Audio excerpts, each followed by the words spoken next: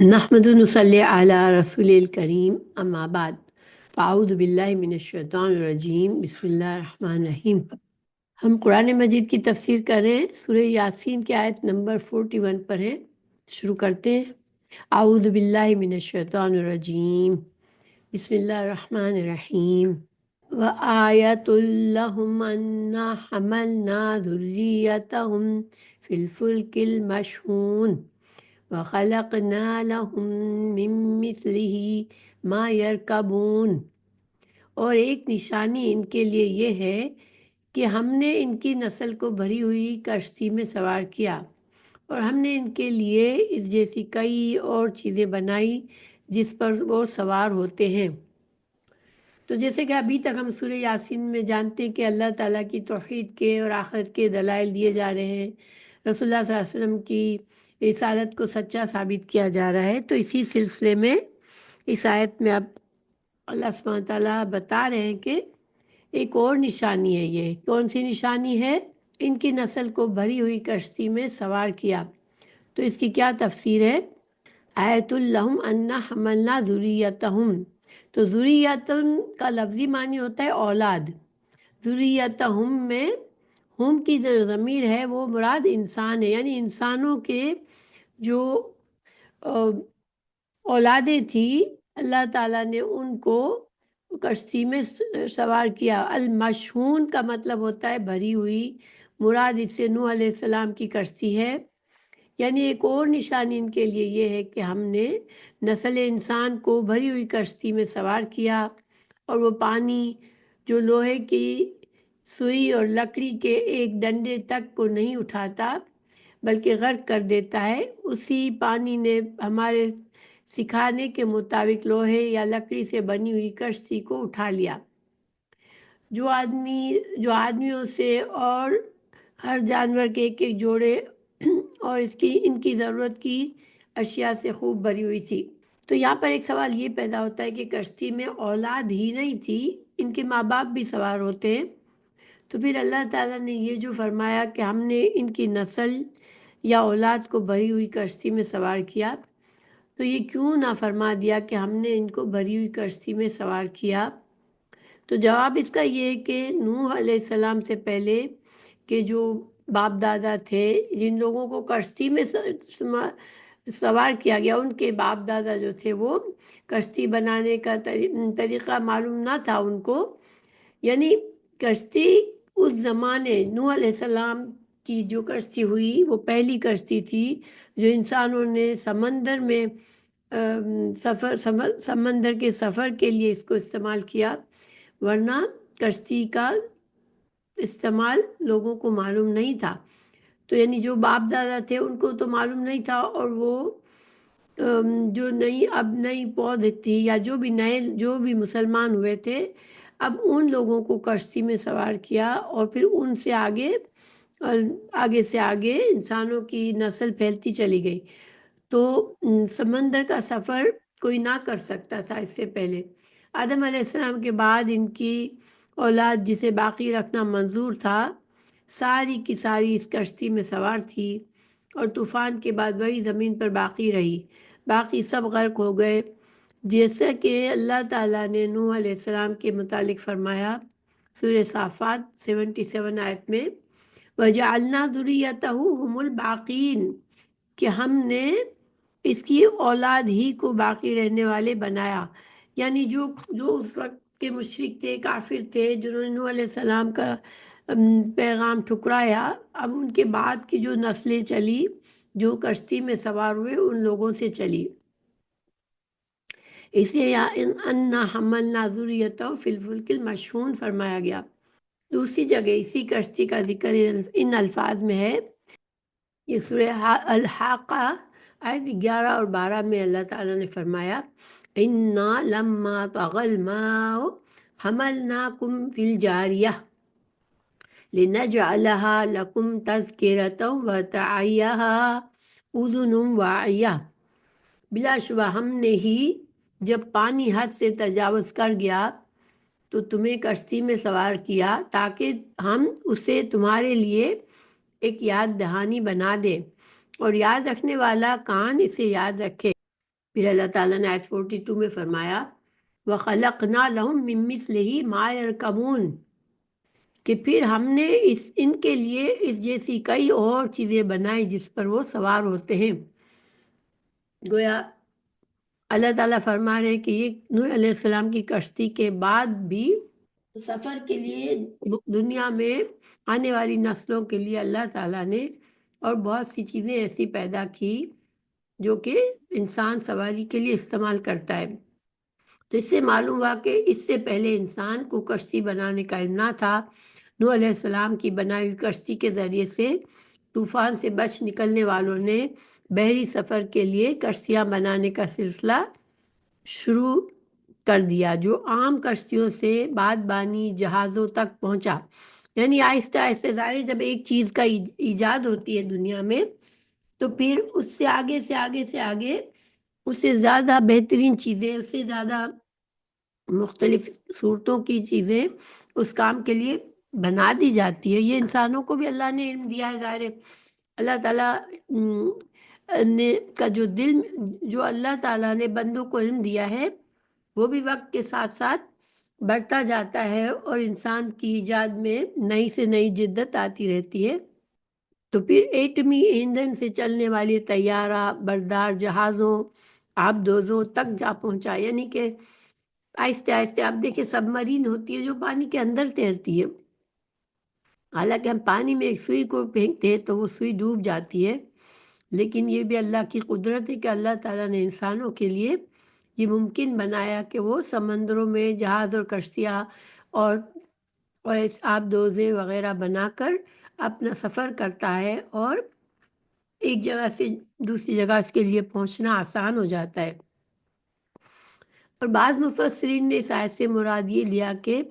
ہم نے ان کے لیے کشتی کی طرح اور سواریاں بھی پیدا کی ہیں، مثلاً اونٹ جو صحرا کا جہاز کہلاتا ہے،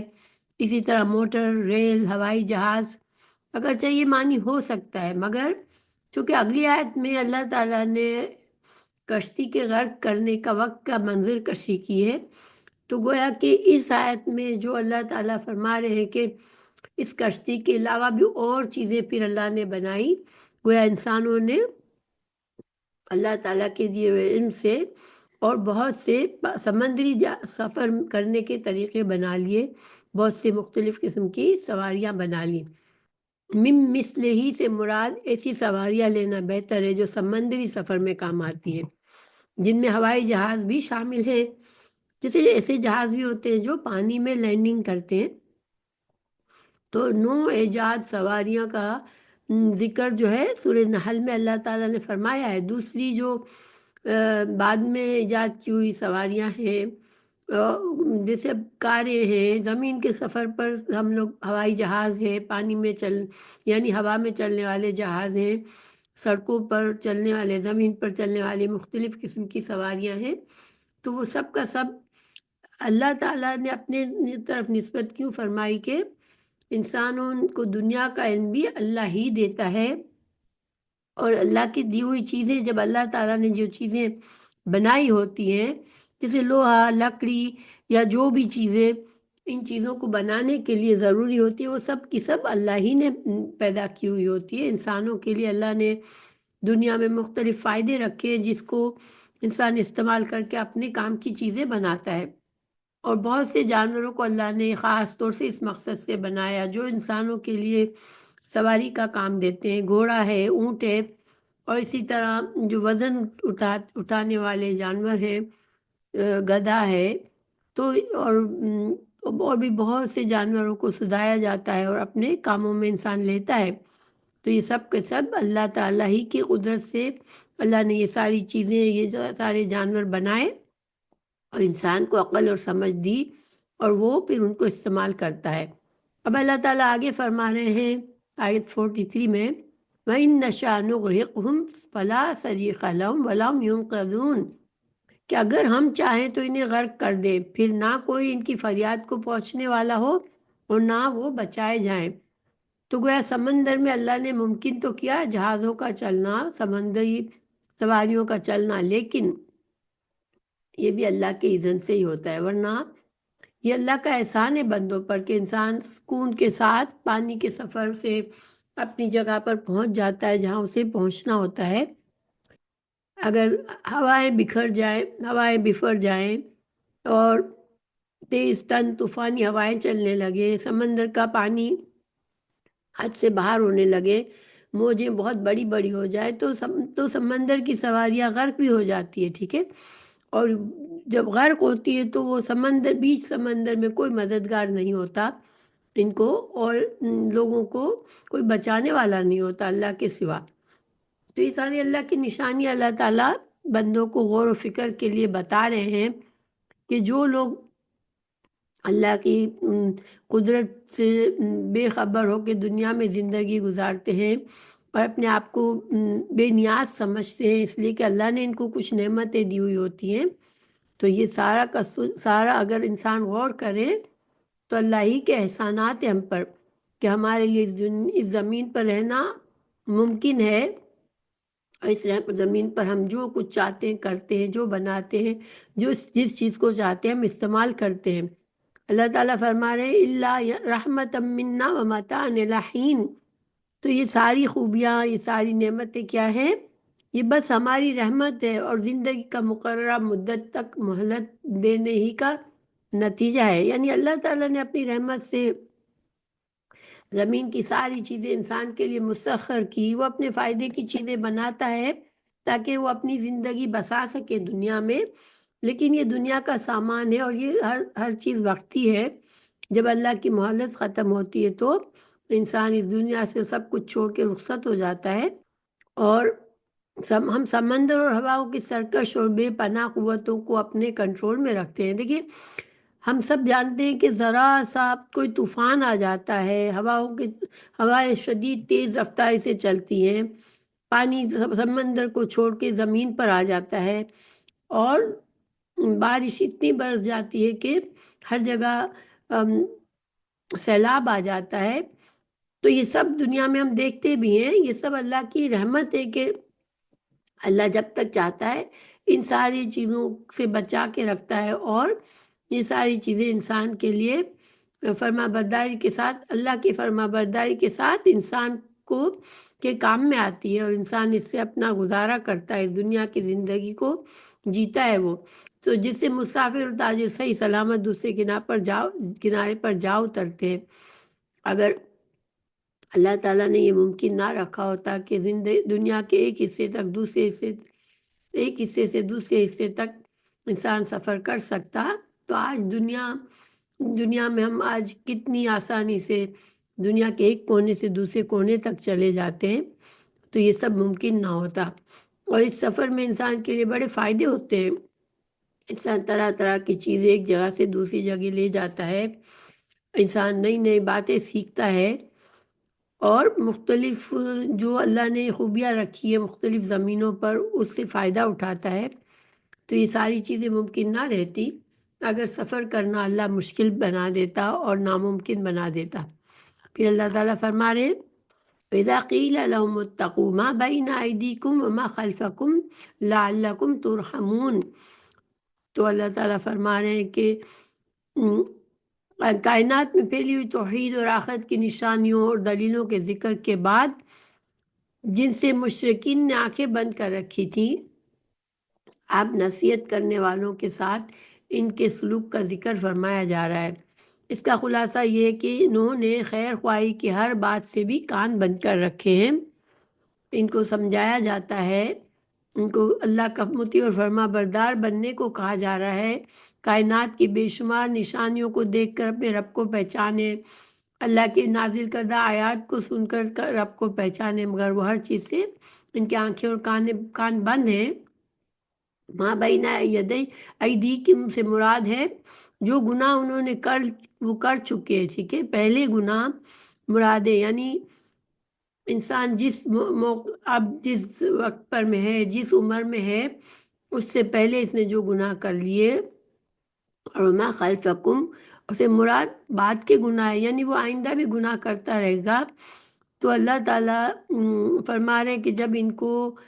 ڈرایا جاتا ہے کہ تم اپنے ان اعمال سے بچو، ان برے اعمال سے بچو، کیونکہ ان برے اعمال کا نتیجہ تمہیں پھر بھگتنا پڑے گا۔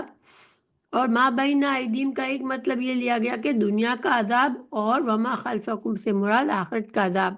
یعنی دنیا میں چھوٹی چھوٹی آزمائشیں اور جو کچھ قید سالی ہوتی ہے، سیلاب آتا ہے، زلزلہ آتا ہے، یہ ساری بھی اللہ کی نشانیاں ہیں۔ اور پھر جو آخرت کا عذاب ہے جو دنیا سے ختم ہونے کے بعد برے لوگوں کو ملے گا، تو ان سے بچنے کے لیے کہا جا رہا ہے، یعنی جب ان سے ان گناہوں سے بچنے کے لیے کہا جاتا ہے جو وہ کر چکے ہیں، اور ان پر نادم ہو جاؤ، ان سے توبہ کر لو اور آئندہ کے لیے ان سے بچ جاؤ، یا جب ان سے یہ کہا جاتا ہے کہ اس عذاب سے بچ جاؤ جو تمہارے گناہوں کے پاداش میں تم پر دنیا میں بھی آ سکتا ہے، اور اس سے بھی آخرت میں بھی آ رہا ہے، یعنی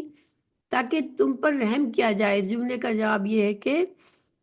آردو عنہ، یعنی یہاں پر بات صرف اتنی کی گئی ہے کہ جب انہیں کہا جاتا ہے، لیکن اس کا جواب نہیں بتایا کہ وہ کیا کرتے ہیں۔ جب ان سے بتایا جاتا ہے کہ تم ڈرو، تم اپنے گناہوں کا خیال رکھو، تم گناہوں سے پلٹ جاؤ، توبہ کر لو، تم اپنے برے انجام سے اپنے آپ کو بچا لو، تو وہ کیا کرتے ہیں، یہ بات لفظوں میں لکھی ہوئی نہیں ہے، ٹھیک ہے۔ آردو عنہ یعنی وہ ان نصیحت سے منہ پھیر لیتے ہیں، یہ اللہ تعالیٰ یہاں پر بتا رہے ہیں، مگر یہاں یہ جواب حذف کر دیا گیا کیونکہ وہ اگلی آیت سے خود بخود معلوم ہو رہا ہے۔ تو اگلی آیت ہے وما تأتیہم من آیت من آیات ربہم الا کانوا عنہا معرضین، کہ ان کے پاس ان کے رب کی نشانیوں میں سے کوئی نشانی نہیں آتی مگر وہ اس سے منہ پھیرنے والے ہوتے ہیں۔ اور جب ان سے کہا جاتا ہے کہ اس میں سے خرچ کرو جو تمہیں اللہ نے دیا ہے، تو وہ لوگ جنہوں نے کفر کیا ان سے کہتے ہیں جو ایمان لائے، کیا ہم اسے کھلائیں جسے اگر اللہ چاہتا تو کھلا دیتا، نہیں تو ہو تم مگر واضح گمراہی میں۔ تو یعنی صرف اس نصیحت ہی سے نہیں، ان کے پاس ان کے رب کی آیات میں سے جو آیت بھی آتی ہے وہ اس سے منہ پھیر لیتے ہیں، خواہ وہ ان کی ذات یا پوری کائنات میں پھیلی ہوئی آیات اور نشانیاں ہوں، اور خواہ اللہ تعالیٰ کی نازل کردہ آیات ہوں، چنانچہ وہ نہ اس کی توحید کو مانتے ہیں نہ وہ اللہ کے رسولوں پر ایمان لاتے ہیں۔ دیکھیے انسان کائنات میں بے شمار چیزیں پھیلی ہوئی ہیں، اگر انسان اپنے دل کو صاف کر کے اور صرف غور و فکر کرتا ہے، ان کائنات کی نشانیوں کو دیکھتا ہے، تو اسے اپنے خالق کا احساس ہو جاتا ہے۔ انسان اپنے جسم پر دیکھتا ہے، اپنے جسم میں اندر ہونے والی تبدیلیوں کو دیکھتا ہے، ہمارے سسٹم جو ہمارا غذا کا سسٹم ہے، ہمارا سانس کا سسٹم ہے، ہمارا دل جو چلتا ہے، دل جو کام کرتا ہے، یہ سب ہم جانتے ہیں۔ ہمیں پتہ ہے کہ ہم سانس ہماری رک جائے تو ہم زندہ نہیں رہ سکتے۔ یہ سب کچھ دیکھنے کے باوجود بھی وہ خالق کو ایک ماننے سے انکار کرتے ہیں، اللہ کی توحید کو نہیں مانتے اور نہ ہی اللہ کے رسولوں پر ایمان لاتے ہیں۔ تو یہ نہیں کہ ان کو سمجھ نہیں آ رہا ہوتا، انہوں نے اپنی آنکھیں اور کان خود ہی بند کیے ہوئے ہیں کہ وہ اپنی مرضی کی دنیا میں زندگی اس طرح گزارنا چاہتے ہیں جیسا ان کا دل چاہتا ہے۔ پھر جب ان سے کہا جاتا ہے وَإِذَا قِيلَ لَهُمْ أَنفِقُوا مِمَّا رَزَقَكُمُ اللَّهُ، کہ جب ان سے کہا جاتا ہے کہ اللہ تعالیٰ نے جو تمہیں کچھ رزق دیا ہے، اس میں فقیروں اور مسکینوں کو جو حق ہے وہ بھی ادا کرو، تو جواب یہ دیتے ہیں کہ اگر اللہ تعالیٰ کا ارادہ ہوتا تو وہ ان فقیروں اور مسکینوں کو خود ہی کھلا دیتا، جب اللہ تعالیٰ ہی کا ارادہ انہیں دینے کا نہیں تو ہم انہیں کیوں دیں؟ تم مسلمان تو صاف گمراہی میں پڑے ہوئے ہو کہ ایسے لوگوں کا پیٹ بھرنا چاہتے ہو جن کا پیٹ اللہ نہیں بھرنا چاہتا۔ دیکھیے کتنا بے عقلی کا جواب ہے ان کا۔ انسان اگر دنیا میں دیکھتا ہے تو وہ دیکھتا ہے کہ اللہ تعالیٰ کچھ لوگوں کو شروع سے ان کی زندگی میں بہت سی راحتیں ہوتی ہیں، ان کو اللہ تعالیٰ نے مال و متاع دیا ہوتا ہے، ان کو اللہ تعالیٰ نے بہت ساری نعمتیں دی ہوئی ہوتی ہیں، لیکن اللہ تعالیٰ کی نعمتیں مختلف لوگوں کو مختلف دی جاتی ہیں۔ اور کیوں ایسا کیا جاتا ہے؟ ایک تو یہ کہ اس میں اللہ کی حکمت ہے، اللہ تعالیٰ آزماتا ہے بندوں کو، تو جن کو اللہ نے دیا ہے اس پر فرض ہے کہ اس کے مال میں جو دوسروں کا، غریبوں کا حق اللہ نے رکھا ہے وہ اس کو دے، تاکہ وہ اللہ کو راضی کر سکے اور اپنے ایمان کی صداقت کرے کہ ہاں میں تجھے مانتا ہوں، میں تیری رضا کے لیے اپنا وہ مال خرچ کرتا ہوں جس سے مجھے محبت ہے۔ اور جو غریب ہیں ان کو موقع دیا جاتا ہے کہ وہ اپنی آزمائش پر صبر کر کے اللہ کو اپنی صداقت کی گواہی دے کہ یا اللہ مجھے جو بھی نعمتیں ہیں، میرے پاس جو تنگ دستی ہے، جو مصیبت تکلیف ہے، میں جانتا ہوں کہ تیری حکمت ہے، تیرا فیصلہ ہے، اور جب تو چاہے گا میرے لیے آسانی پیدا کرے گا، اور تیرے فیصلوں میں ہی میرے لیے بھلائی ہے، تو پھر وہ انسان صبر کر کے اپنا اجر کماتا ہے۔ تو جس کے پاس مال ہے وہ شکر کرتا ہے نعمتوں کی، اور نعمتوں کو دوسروں کے حق، نعمتوں سے دوسروں کا حق ادا کرتا ہے تو اجر و ثواب کماتا ہے۔ اور جو بندہ تنگ دست ہے، جس کے پاس کم نعمتیں ہیں، وہ صبر کر کے اللہ کے فیصلے کو قبول کر کے صبر کے ساتھ اللہ کی فرما برداری میں لگا رہتا ہے، تو وہ اپنے اس صبر کی وجہ سے دنیا اور آخرت کے فائدے اس کو ملتے ہیں۔ یہی امتحان ہے اس دنیا کا۔ لیکن جن کو نہیں بات ماننی ہوتی ہے، ان کو بات سمجھ نہیں آتی، وہ کہتے ہیں جب اللہ ہی نے انہیں نہیں دیا تو وہ اللہ ہی چاہتا ہے کہ یہ بھوکے ننگے رہے، تو پھر ہم کیوں ان کو دے اپنے مال میں سے؟ تو یہ سوچ غلط ہے۔ انسان کو اللہ نے دیا ہے وہ تو اس کے اندر حق ہوتا ہے دوسرے بندوں کا، اور اس کو وہ حق خوشی سے ادا کرنا چاہیے۔ پھر مشرکین کی یہ بات محض قطع حجت ہی ہے، کیونکہ وہ خود بھی خوب جانتے تھے کہ غریبوں کی مدد کرنا بہت اچھا کام ہے، اور یہ تو ہر جہالت کے دور میں بھی انسانوں کو پتہ ہے کہ کسی دوسرے انسان کے کام آنا، اس کی مدد کرنا، اس کی ضرورتوں کا خیال رکھنا، یہ سارے اچھے نیکی کے کام ہیں۔ تو رہا اللہ کے چاہنے کا بہانہ، تو یہ محض ایک بخیلی چھپانے کے لیے ہے، ورنہ اللہ تعالیٰ نے یہ دنیا امتحانی کے لیے بنائی ہے۔ فقیری اور امیری دونوں آزمائشیں ہیں۔ فقیر کی آزمائش صبر ہے، اور غنی کی اللہ تعالیٰ کے راستے میں خرچ کرنے سے یہ اللہ کا شکر کرتا ہے اپنی نعمتوں کا۔ اور یہ لوگ اللہ تعالیٰ کی مشیت یعنی اس کے چاہنے کا سہارا صرف اس لیے اس وقت لیتے ہیں جب تک خود مجرم ہوتے ہیں۔ جب کوئی دوسرا مجرم ہو، ان کے حق تلفی ہو رہی ہو، تو کبھی اللہ کی مشیت کا سہارا نہ لے۔ مطلب کیا ہے کہ جب یہ خود ان کے اوپر کوئی مصیبت آتی ہے تو ان کے لیے مشکل ہوتا ہے یہ سوچنا کہ یہ اللہ ہی کی مرضی ہے، اور اللہ کی مرضی کو میں قبول کر لوں، اچھی طرح سے شکایتیں نہ کروں، لیکن ایسا نہیں کرتے وہ۔ اگر کوئی ڈاکو ان کا مال چھین لے یا ان کا آدمی قتل کر دے تو کبھی یہ نہیں کہہ کر خاموش نہیں ہو جاتے کہ اللہ نے ایسے ہی چاہا تھا، اس لیے یہ جو ہوا اللہ کی مرضی سے ہوا، بلکہ وہ اس کا واویلا کرتے ہیں اور شکایتیں کرتے ہیں اور اپنے آپ کو مظلوم سمجھتے ہیں۔ تو اس سے معلوم ہوا کہ رسول اللہ صلی اللہ علیہ وسلم کفار و مشرکین کو صرف توحید اور رسالت ہی کی دعوت نہیں دیتے تھے، یعنی کہ چونکہ ان کو مال خرچ کرنے کا یہ مکی سورہ ہے، تو مکی سورہ میں جو زکوٰۃ اور جو بہت سے احکامات آئے مال کے بارے میں، انفاق فی سبیل اللہ کے بارے میں، سبیل اللہ کے بارے میں، تو وہ تو ہم جانتے ہیں، لیکن مکی صورت میں جب ابتدائی دین تھا اس وقت بھی، جب اسلام پوری طرح سے ابھی اسٹیبلش نہیں ہوا تھا، اس وقت بھی رسول اللہ صلی اللہ علیہ وسلم نے نماز، زکوٰۃ اور دوسری نیکیوں کا بھی حکم دیتے تھے۔ جو اسلام کو قبول کرتے تھے انہیں پھر اللہ کے پیارے رسول ان کا تزکیہ فرماتے تھے، ان کو نماز کا حکم دیتے تھے، ان کو زکوٰۃ کا حکم دیتے تھے، ان کو انفاق فی سبیل اللہ کا حکم دیتے تھے۔ مگر یہ ساری چیزیں جیسے نماز کا فرض ہونا، زکوٰۃ کا فرض ہونا، یہ بعد میں ہوا جب آپ صلی اللہ علیہ وسلم مدینہ ہجرت کر کے چلے گئے۔ اس کا ثبوت ہمیں کیسے ملتا ہے؟ ابو سفیان وہ جب آپ صلی اللہ علیہ وسلم ابھی مکہ ہی میں تھے تو اس وقت وہ تجارت کے سلسلے میں جب روم میں گیا، اور اس کو ہرقل جو وہاں کا بادشاہ تھا اس نے اس کو پتہ چلا کہ ایک شخص نے رسالت کا دعویٰ کیا ہے، تو اس نے ابو سفیان کو بلا کر پوچھا کہ وہ تمہیں کیا کرنے کو کہتا ہے؟ تو ابو سفیان حالانکہ ابھی اسلام میں نہیں آئے تھے، تو انہوں نے کہا وہ ہمیں زکوٰۃ، نماز، زکوٰۃ، صلہ رحمی اور پاک دامنی کا حکم دیتے ہیں۔ یہ صحیح بخاری کی حدیث ہے۔ اسی وجہ سے مشرکین کو یہ ساری چیزیں پابندیاں لگتی تھی، وہ نہیں چاہتے تھے کہ وہ اسلام میں آ کر اپنے آپ کو باندھ لیں ان چیزوں میں۔ آگے ہے وَيَقُولُونَ مَتَىٰ هَٰذَا الْوَعْدُ إِن كُنتُمْ صَادِقِينَ،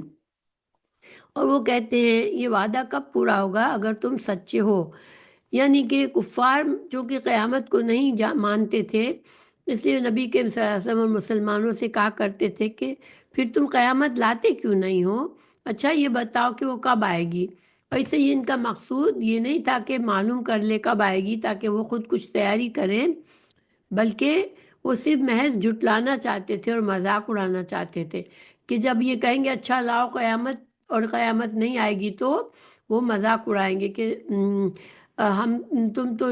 صرف باتیں کرتے ہو اور عذاب نہیں لا سکتے، صرف عذاب سے ڈراتے ہو مگر تم عذاب نہیں لا سکتے ہو۔ لیکن ظاہری بات ہے کہ اللہ سبحانہ تعالیٰ نے مہلت مقرر کی ہوئی ہے، جس کی جتنی مہلت ہے اس سے پہلے اس کو عذاب نہیں دیا جاتا۔ پھر ان کنتم صادقین، یہ الفاظ ابھارنے کے لیے اور جھوٹا ثابت کرنے میں زور پیدا کرنے کے لیے، ظاہر آپ کسی سے کہیں گے کہ تم تو جھوٹ بولتے ہو، ورنہ بتاؤ یہ کر کے دکھاؤ، تو یہ کیا مطلب ہے؟ اگر تم سچے ہو تو کر کے دکھاؤ۔ تو یہ ایک طریقہ ہوتا ہے سامنے والے کو دباؤ میں ڈالنے کے لیے تاکہ وہ چپ ہو جائے اور وہ آپ سے اپنی بات کو چھوڑ دے۔ پھر انہوں نے کہا، اللہ تعالیٰ نے فرمایا آیت 49 میں مَا يَنظُرُونَ إِلَّا صَيْحَةً وَاحِدَةً تَأْخُذُهُمْ وَهُمْ يَخِصِّمُونَ،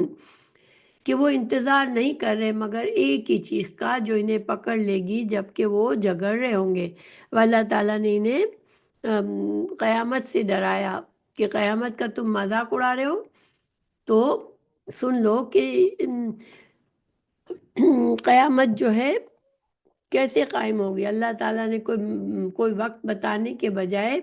جواب میں قیامت کی کچھ ہولناک مناظر کا نقشہ پیش کر دیا۔ جس چیز کا تم مذاق اڑا رہے ہو اس وقت تمہارا کیا حال ہوگا جب تم پر قیامت طاری ہوگی۔ تو اللہ تعالیٰ نے فرمایا صرف ایک ہی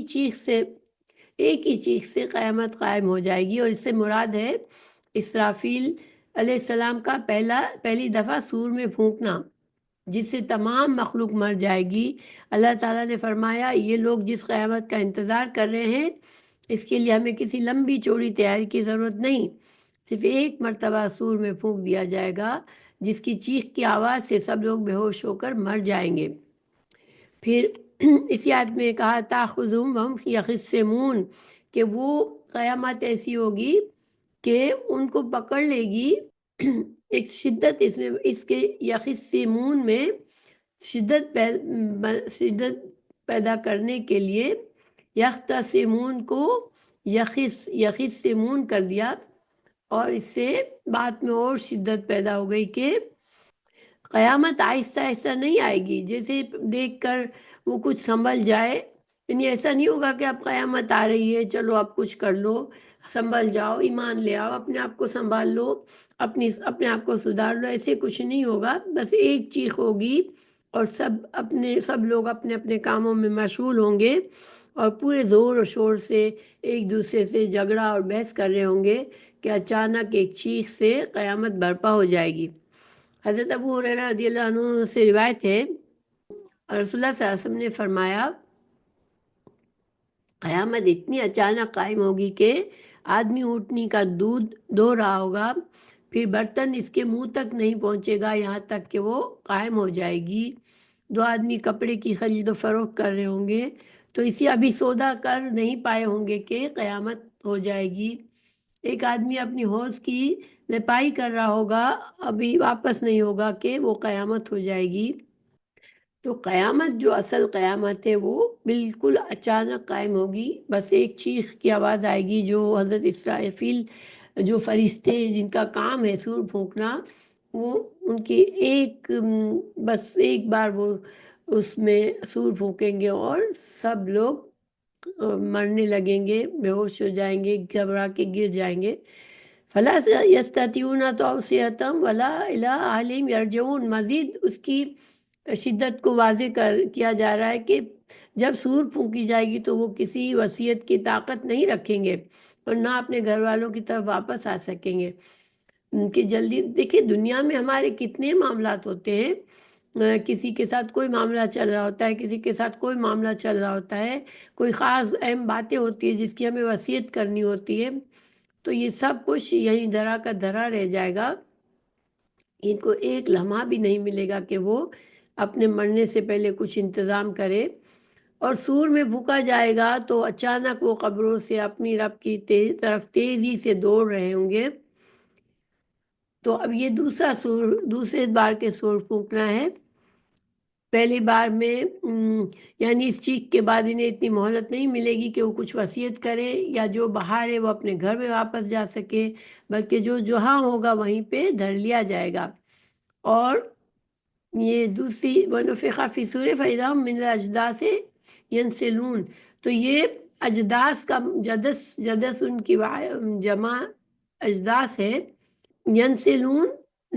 نسلہ سے ہے یعنی کہ دوڑنا، تو وہ قبروں سے اجداث قبروں سے اٹھ کھڑے ہوں گے اور دوڑنا شروع کر دیں گے۔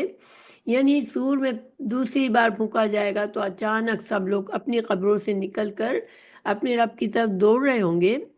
اس کی وضاحت سورہ قمر 6 سے 8 تک کی گئی ہے۔ قیامت کے دن قبروں سے اتنی تیزی سے نکل کر دوڑیں گے جس طرح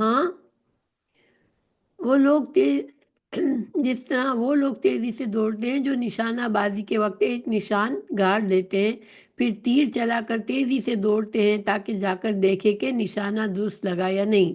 یا شکاری جب تیر پھینکتا ہے تو پھر فوراً اس کے پیچھے بھاگتا ہے اور دیکھے کہ اس نے شکار کیا، اس کے تیر میں کوئی نشانہ بیٹھا یا نہیں بیٹھا۔ تو نصب ان پتھروں کو بھی کہتے ہیں جو عبادت کے لیے نصب کیے جاتے ہیں۔ مشرکین دنیا میں بتوں اور آستانوں کی طرف تیزی سے جایا کرتے تھے، قیامت کے دن ایسے ہی قبروں سے نکل کر حشر کے میدان کی طرف تیزی سے دوڑتے ہوئے جائیں گے۔ اور آیت نمبر 6 سورہ قمر میں کہا یوم یدعو الداعی الی شیء نکر، جس دن پکارنے والا ایک ناگوار چیز کی طرف بلائے گا۔ تو یوم یدعو الداعی الی شیء نکر کا کیا تفسیر ہے؟ تو یہ پکارنے والے سے مراد حضرت اسرافیل فرشتے ہیں جن کی ذمہ داری ہے سور پھونکنا۔ تو جن کے نفخہ سے تمام لوگ قبروں سے نکل کر کھڑے ہوں گے۔ اور یہ ناگوار چیز کیا ہے؟ کسی ناگوار چیز کی طرف بھاگنے سے مطلب اب انہیں اپنا حساب کتاب کی طرف جانا ہے، ٹھیک ہے؟ اور ظاہری بات ہے جنہوں نے دنیا میں خرابیاں کی ہوں گی، گناہ کیے ہوں گے، کفر و شرک کیا ہوگا، ان کو یہ گھڑی بہت ہی ناگوار گزرے گی۔ وہ سوچیں گے کہ اس سے تو ہم مر ہی جاتے، ہم کیوں اٹھے، اور اب ہمارا حساب کتاب ہوگا۔ تو اس ناگوار چیز کی طرف چاہے یا نہ چاہے مگر حساب کتاب کی طرف ان کو جانا پڑے گا۔ ان کو جہاں جمع کرنا ہوگا وہاں جمع ہوں گے سب۔ پھر خشعاً ابصارهم یخرجون من الاجداث کانہم جراد منتشر، یہ دوسرا ان کا نقشہ کھینچا گیا ہے سورہ قمر کی آیت 7 میں کہ ان کی نظریں جھکی ہوئی ہوں گی، وہ قبروں سے نکلیں گے جیسے وہ پھیلی ہوئی ٹڈیاں ہوں۔ دیکھیے جب ٹڈیوں کا زمانہ ہوتا ہے تو اتنی کثیر تعداد میں ٹڈیاں، جیسے ایک بادل سا آتا ہے ٹڈیوں کا، کالا کالی ہر چیز، آسمان پر اندھیرا ہونے لگتا ہے ان کی، اور اتنی تعداد میں وہ اڑ رہے ہوتے ہیں کہ وہ ایک دوسرے سے ٹکرا رہے ہوتے ہیں۔ تو یہ ایک طرح سے مثال دی گئی ہے کہ انسانوں کا یہ حال ہوگا کہ ان کی ذلت کی وجہ سے ان کی نگاہیں جھکی ہوئی ہوں گی، اور جس طرح بے شمار تعداد میں ٹڈیاں زمین سے نکلتی ہیں اور پھر ہر طرف پھیل جاتی ہیں، تو اس منتشر پھیلی ہوئی قبروں سے نکلنے والوں کے حالت کا یہاں پھیلی ہوئی ٹڈیوں کے ساتھ، اور سورہ قاریہ میں کل فراش المبثوث، بکھرے ہوئے پروانوں کے ساتھ تشبیہ دی ہے۔ دیکھیں پروانے بھی بہت زیادہ تعداد میں آتے ہیں مگر وہ کس طرف بھاگ رہے ہوتے ہیں؟ جہاں لائٹ ہوتی ہے اس طرف بھاگتے ہیں، روشنی کی طرف بھاگتے ہیں۔ اور چڑیاں جو ہے ان کی جو بھی ڈائریکشن ہوتی ہے اس میں وہ بھاگی چلی جاتی ہو، ایک دوسرے سے ٹکرا رہی ہوتی ہے، اتنی زیادہ تعداد میں ہوتی ہیں۔ تو یہ جب قبروں سے نکلیں گے تو ایک دوسرے سے آپس میں ٹکراتے ہوئے تیزی سے بڑھتے چلے جائیں گے، بے اختیار دوڑ رہے ہوں گے، ٹھیک ہے۔ اور مہطعین الی الداعی یقول الکافر ھذا یوم عسیر، مزید نقشہ کھینچا گیا ہے سورہ قمر آیت 8 میں کہ پکارنے والے کی طرف گردن اٹھا کر دوڑنے والے ہوں گے، کافر کہیں گے یہ بڑا مشکل دن ہے۔ اور سورہ معارج 43 میں کہا گیا یوم یخرجون من الاجداث، اس کی تفسیر یہ ہے کہ قیامت کے دن قبروں سے تیزی سے نکل کر دوڑیں گے۔ تو یعنی کہ مقصد کیا ہے؟ یہ سارا کیا نقشہ کھینچا جا رہا ہے کہ بس ایک سور بھونکا جائے گا اور لوگ اپنی قبروں سے نکل کر دوڑنا شروع کریں گے جس طرف ان کو پکارا جائے گا۔ قالوا یا ویلنا من بعثنا من مرقدنا ھذا ما وعد الرحمن وصدق المرسلون، اور وہ کہیں گے ہائے ہماری بربادی، کس نے ہمیں ہمارے سونے کی جگہ سے اٹھا دیا، یہ وہ ہے جو رحمان نے وعدہ کیا اور رسولوں نے سچ کہا تھا۔ یہ کون کہے گا؟ یہ کافر کہیں گے، ٹھیک ہے۔ وہ سمجھیں گے کہ ہم سوئے ہوئے تھے اور ہمیں اٹھایا گیا ہے، اور اب ان کو احساس ہوگا کہ یہ کہاں، ہم کہاں جا رہے ہیں، ہمیں تو اب وہ باتیں تو ساری سچی تھی جو رسولوں نے بتایا تھا۔ کوئی یہ احساس نہیں ہوگا کہ وہ مر چکے ہیں اور اب زندہ کیے گئے، بلکہ سمجھیں گے کہ ہم سوئے ہوئے تھے اور کسی نے ہمیں جگا دیا ہے، اور گزری ہوئی لمبی مدت انہیں ایک لمحہ معلوم ہوگی۔ یعنی انہوں نے جو زندگی گزاری ہوگی دنیا میں، وہ ان کو ایسا لگے گا کہ ہم تو بس ایک دن کا تھوڑا حصہ، ایک لمحہ گزار کے آئے ہیں۔ کیوں ایسا لگے گا؟ کہ وہ ساری لذتیں بھول جائیں گے، ان کو اتنے خوف زدہ ہوں گے اور ان کو اپنا برا انجام کی سمجھ آنے لگے گی کہ وہ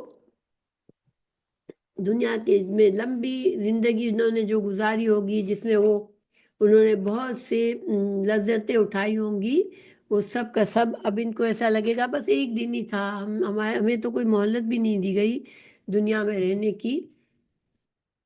قرآن میں دوسری جگہوں پر بھی اس کا ذکر آیا ہے۔ سورہ نمل 87 میں ہے یوم ينفخ فی الصور ففزع من فی السماوات ومن فی الارض الا من شاء اللہ وکل اتوہ داخرین، اور جس دن سور میں پھونکا جائے گا تو جو بھی آسمانوں میں ہے اور جو زمین میں ہے گھبرا جائے گا، مگر جسے اللہ نے چاہا، اور سب اس کے پاس ذلیل ہو کر آئیں گے۔ تو یہاں پر ہمیں پتہ چلتا ہے کہ 2 بار سور پھونکا گیا، ٹھیک ہے۔ ایک بار سور پھونکا جائے گا تو سب مر جائیں گے، دوسری بار سور پھونکا جائے گا تو سب اپنی قبروں سے نکل آئیں گے۔ حضرت ابو ہریرہ رضی اللہ عنہ سے روایت ہے کہ 2 نفخوں کے درمیان 40 وقفہ ہے۔ لوگوں نے کہا 40 دن، انہوں نے کہا میں نہیں کہتا۔ لوگوں نے کہا 40 مہینے، کہا میں یہ نہیں کہتا۔ لوگوں نے کہا 40 سال، کہا میں یہ نہیں کہتا۔ اور حدیث میں ہے، حدیث بیان کی انہوں نے، پھر اللہ تعالیٰ آسمان سے پانی برسائے گا تو لوگ اگ آئیں گے جیسے سبزی اگتی ہے، اور انسانوں کی کوئی چیز نہیں جو بوسیدہ نہ ہو سوائے ایک ہڈی کے جو دم کی ہڈی ہے، اور اسی سے مخلوق کو قیامت کے دن دوبارہ جوڑا جائے گا۔ یعنی یہ بتایا جا رہا ہے، نقشہ کھینچا جا رہا ہے کہ کیا ہوگا اصل میں۔ پہلی سور پھونکی جائے گی تو سارے لوگ مر جائیں گے، پھر جب تک اللہ کی مرضی ہوگی برزخ کی زندگی ہوگی یہ، اور لوگ اپنے قبروں میں ہوں گے، برے اور اچھے لوگوں کی روحیں جو ہیں وہ علیین اور سجین میں ہوں گی، برے لوگوں کی سجین میں ہوگی، اچھے لوگوں کی علیین میں ہوں گی۔ پھر شہداء وغیرہ کے بارے میں ہم نے پڑھا کہ شہداء جو ہے وہ ان کی روحیں سبز پرندوں کے سینے میں ہوں گی، اور وہ جنت میں عرش کے نیچے قندیلوں میں ہوں گی۔ تو اس طرح سے یہ جو ہے برزخ کی زندگی۔ اب جب اللہ تعالیٰ چاہے گا، اب جو ہے حساب کتاب کا دن آنا ہے، تو پھر اللہ بارش برسائے گا، اور بارش برسے گی تو جس طرح سے آپ نے دیکھا ہوگا کہ جب بارش کے بعد زمین سے نئے نئے پودے اگ جاتے ہیں اور پھر وہ آہستہ آہستہ بڑھتے ہیں، تو اس طرح سارے انسان جو ہے وہ دوبارہ اٹھ کھڑے ہوں گے، اور جس طرح سبزی اگتی ہے اسی طرح انسان بھی اٹھ کھڑے ہوں گے، زمین سے نکل آئیں گے، اور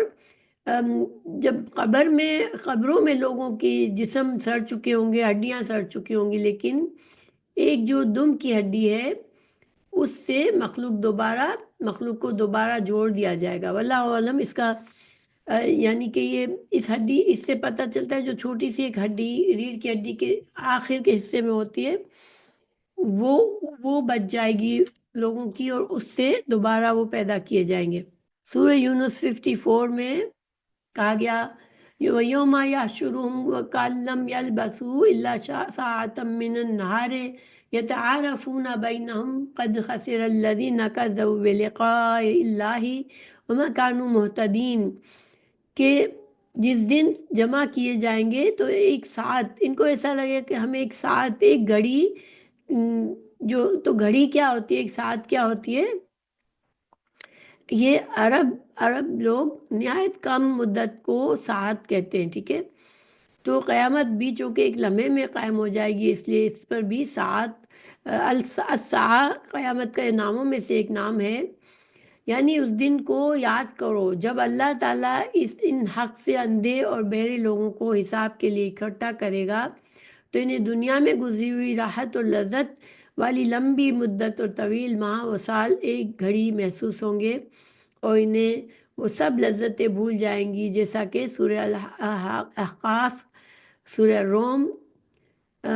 سورہ احقاف 35، سورہ روم 55 میں ہے کہ مجرم قسم کھائیں گے کہ ہم تو بس ایک لمحہ کے لیے دنیا میں رہے ہیں۔ تو دن کی ایک گھڑی ساعت من نہار کہا گیا، تو چونکہ دن کی گھڑی،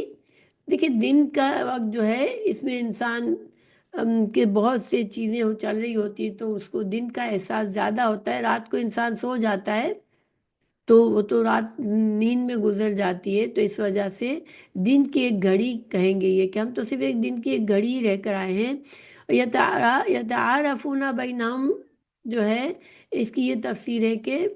وہ ایک دوسرے کو جان پہچان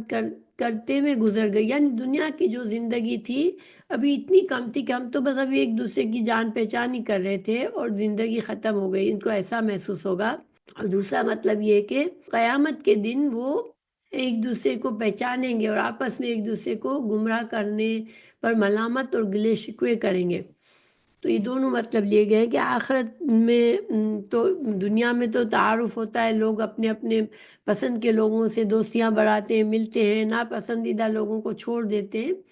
لیکن جب آخرت میں ان کے جانے پہچانے لوگ جن کے ساتھ یہ گمراہ ہوئے تھے، وہ بھی گمراہ تھے، یہ بھی گمراہ تھے، وہ ایک دوسرے کو ملامت کریں گے کہ تمہاری وجہ سے میرا یہ حال ہوا، یا تمہاری وجہ سے میں گمراہ ہوا، لیکن بہرحال ظاہر ہے اللہ جانتا ہے وہ سبھی گمراہ تھے۔ قرآن مجید کی بعض آیت میں ہے کہ وہ کہیں گے کہ ہم تو محض ایک دن یا دن کا کچھ حصہ دنیا میں رہے ہیں، جیسا کہ سورہ مومنون 112 113 میں ہے، یا یہ کہ ہم ایک سہ پہر یا 2 پہر وہاں رہے ہیں، سورہ نازیات میں، سورہ نازیات کی 46، یا یہ کہ ہم تو صرف 10 راتیں وہاں رہے ہیں، سورہ طٰہٰ 103 میں۔ تو اب اس گھڑی رہنے اور ان آیت میں کیا تطبیق ہوگی؟ جواب یہ ہے کہ مجرموں کے درجات اور احوال مختلف ہونے کی وجہ سے ان کے اندازے بھی مختلف ہوں گے۔ اسی طرح قیامت کا دن 50,000 سال کی انتہائی لمبی مدت کا ہے، سورہ معارج 4 میں بتایا گیا ہے یہ، جس میں مجرموں پر مختلف احوال گزریں گے، اس میں ہونے والی ان کی باہمی بحثوں کا نتیجہ وہ کبھی کچھ نکالیں گے اور کبھی کچھ نکالیں گے، تو یہ بھی ان کی بدحالی کا ایک اظہار ہے، جیسا کہ فرمایا سورہ سبا آیت 31 میں کہ کاش تو دیکھے جب یہ ظالم اپنے رب کے پاس کھڑے کیے ہوئے ہوں گے اور ان میں سے ایک دوسرے کی بات رد کر رہا ہوگا۔ تو یعنی جو دنیا میں مجرم گمراہوں کی دوستیاں ہیں آپس میں، جو ان کو اچھا لگتا ہے مل کر گناہ کی زندگی گزارنا، تو وہ لوگ ایک دوسرے پر تنقید اور تنقید کر رہے ہوں گے، ایک دوسرے پر الزام دے رہے ہوں گے، اور یہ مختلف قسم کی بحثیں کر رہے ہوں گے کہ ہم کو بہت عرصہ تو نہیں رہے دنیا میں۔ تو پھر آیت نمبر 54، آئی تھنک یہ بنی اسرائیل، سورہ بنی اسرائیل کی آیت 54 ہے، وَأَسَرُّوا النَّدَامَةَ لَمَّا رَأَوُا الْعَذَابَ، یعنی جب عذاب کا وہ ساری عمر مذاق اڑاتے رہے تھے، جس عذاب کے بارے میں مذاق اڑاتے تھے، تو وہ جب وہ ان کی توقع کے بالکل خلاف یا کائک سامنے آ جائے گا تو ان کی عجیب کیفیت ہوگی۔ ایک طرف تو بہت سخت شرمندہ ہوں گے کہ ان کے ضمیر انہیں کوس رہے ہوں گے، لیکن دوسری طرف وہ اپنی شرمندگی کو اپنے ساتھیوں اور سامنے والوں سے چھپانا بھی چاہیں گے کہ کہیں وہ ملامت نہ کریں، اس لیے دل ہی دل میں شرمندہ ہوں گے اور بظاہر مطمئن بننے کی کوشش کریں گے۔ تو یہ سارے مختلف احوال کس کے بتائے گئے؟ کافروں کے بتائے گئے۔ دیکھیے مومنوں کا حال آگے آئے گا، مومنوں کا حال بالکل مختلف ہوگا ان سے۔ ھذا ما وعد الرحمن وصدق المرسلون،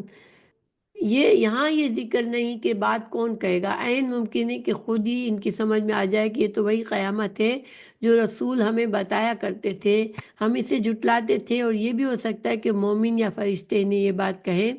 اور یہ بھی ہو سکتا ہے کہ اللہ تعالیٰ مستقبل کو حاضر قرار دے کے اب یہ جواب دے رہے ہیں۔ ٹھیک ہے، یہ ساری ان کو دنیا میں سمجھایا جا رہا ہے، اور دنیا میں وہ کان بند کر کے بات کو سنی انسنی کرتے ہیں، لیکن یہ ساری باتیں انہیں آخرت میں یاد آئے گی۔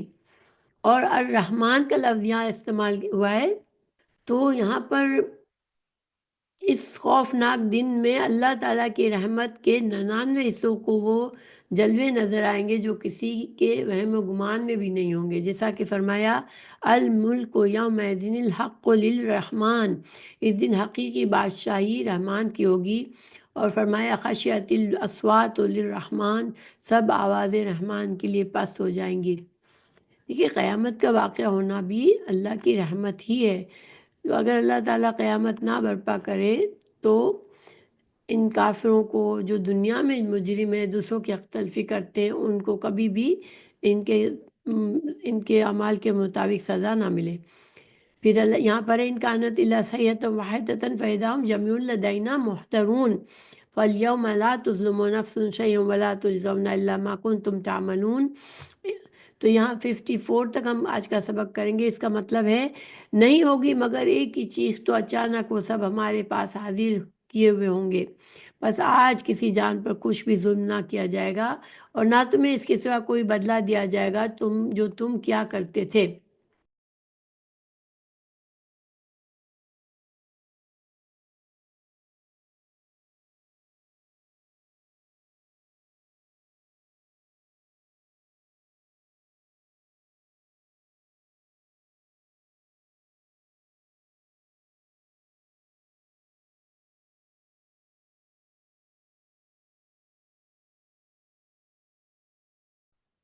یہاں پر صیحتہ سے مراد سور میں دوسری دفعہ کا پھونکنا ہے، کیونکہ اسی وقت وہ اٹھ جائیں گے اور پھر ان سے حساب کتاب ہوگا، تو یہ قیامت برپا ہوگی اس دن۔ اور فَالْيَوْمَ لَا تُظْلَمُ نَفْسٌ شَيْئًا، تو یعنی کہ اس وقت اعلان ہوگا کہ آج کسی جان پر کچھ بھی ظلم نہیں کیا جائے گا، نہ یہ کہ ان کی نیکیوں میں کوئی کمی کی جائے گی، نہ یہ کہ وہ گناہ کے ذمے ڈال دیے جائیں گے، نہ اس نے کیے، بلکہ صرف انہی اعمال کی جزا ملے گی جو کرتے رہے۔ یعنی کسی پر بلا وجہ کوئی الزام نہیں ڈالا جائے گا، اگر کسی کو سزا ملے گی تو اس نے وہ گناہ کیے ہوں گے تبھی سزا ملے گی، اور کسی نے ایک چھوٹی سی بھی نیکی کی ہوگی تو اس کی نیکی کو کو کمی نہیں کیا جائے گا، کم نہیں، اس کو چھپایا نہیں جائے گا یا اس کو نظر انداز نہیں کیا جائے گا۔ تو یہ ساری کچھ سورہ یاسین میں ان آیات سے ایک طرح سے جو رسول اللہ صلی اللہ علیہ وسلم کے مخالفین تھے ان کے ضمیر کو جگایا جا رہا ہے، کیونکہ وہ آپ صلی اللہ علیہ وسلم کا مذاق اڑاتے تھے اور وہ آخرت پر یقین نہیں رکھتے تھے، اور وہ آپ صلی اللہ علیہ وسلم کو اس طرح سے کہتے تھے کہ اچھا آپ ہر وقت عذاب کی باتیں کرتے ہو تو لائے عذاب۔ تو یہ سب کچھ ان کو سمجھایا جا رہا ہے کہ عذاب تو جب آئے گا جب اللہ تعالیٰ کی مہلت تم پر ختم ہوگی، اور ان پر اللہ تعالیٰ نے دیکھیے بہت سی پچھلی قوموں پر اللہ نے عذاب نازل فرمایا، مگر رسول اللہ صلی اللہ علیہ وسلم کی امت پر اس طرح کا عذاب آنے سے اللہ تعالیٰ نے وعدہ فرمایا ہے کہ اس طرح ساری امت ایک دفعہ فنا ہو جائے، ایسے نہیں ہوگا، مگر ان پر عذاب جو آیا وہ مومنوں کے ہاتھ سے ان کو عذاب دیا گیا۔ ان کو جہاد میں، جہاد فی سبیل اللہ، مومنوں نے ان سے ساتھ کیا اللہ کے حکم سے، اور ان کو ان کے جو متکبر اور بڑے بڑے لوگ تھے وہ ذلت کی موت مرے، اور بہت رسوائی کا ان کو سامنا کرنا پڑا، اور آخرت کا عذاب تو ان کے لیے ظاہر ہے کہ ثابت ہو چکا تھا۔ تو بہرحال الحمدللہ ہمارا سبق پورا ہوا۔